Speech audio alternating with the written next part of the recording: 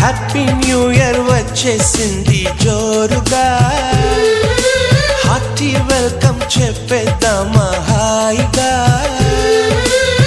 కొత్త కొత్త ఊహల్లో తెలిపోటియా, మనసులోని ఆశల్ని పంచుకో బ్రదర్. గుండెలోని భావాలు గుప్పుమన్న ఈ వేళ, కదిలల్లే కాలపు కన్నెకి టాటా చెప్పుదామా.